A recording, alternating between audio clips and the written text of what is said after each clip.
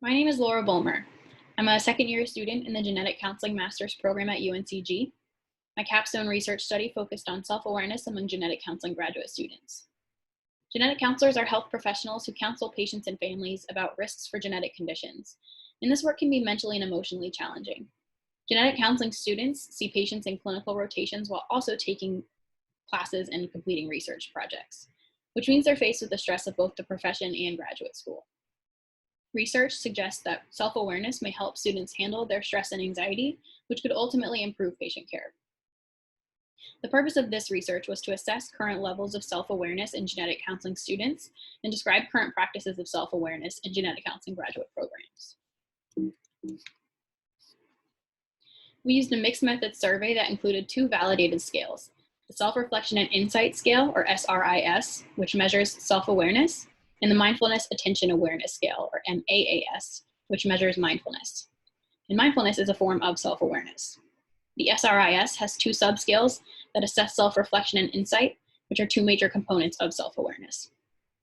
The survey also captured students' self-awareness practices through closed-ended and open-ended questions.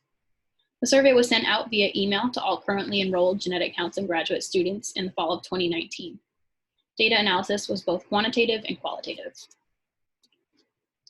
We found that genetic counseling students have significantly lower levels of mindfulness than practicing genetic counselors and the general adult population. On the insight subscale of the SRIS, genetic counseling students had significantly lower scores than mental health professionals and significantly higher scores than undergraduate psychology students. We found that students who reported practicing self-reflection during grad school had significantly higher levels of self-awareness than those who did not. Additionally, those who reported seeking support from significant others, friends, and/or family had significantly higher scores on the self-reflection subscale of the SRIS. We found that most students had structured practice in self-care, reflection, and mindfulness as part of their training programs.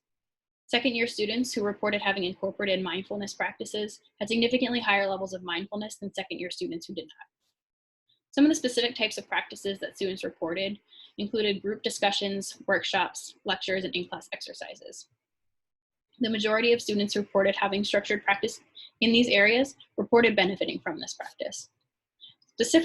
Specifically, students felt that they benefited from having exposure to new techniques, strategies, and resources, development of self-awareness and self-understanding, having time and space to practice what they learned, and improved well-being in a variety of ways. Those who did not benefit reported a need for more consistency in their program's practices, disliking the techniques and strategies offered by their programs, and a need for accountability. The most common practices that students reported wanting to have included in their graduate programs were self-reflection, mental health counseling, and seeking support from peers, colleagues, and/or supervisors.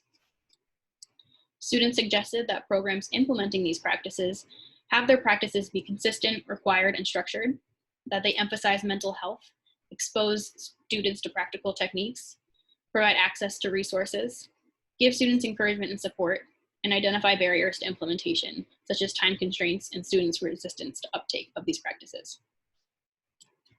In conclusion, our results indicate that genetic counseling students could benefit from self-awareness promoting practices integrated into their program curriculum. Specifically, self-reflection and mindfulness practices could be particularly beneficial.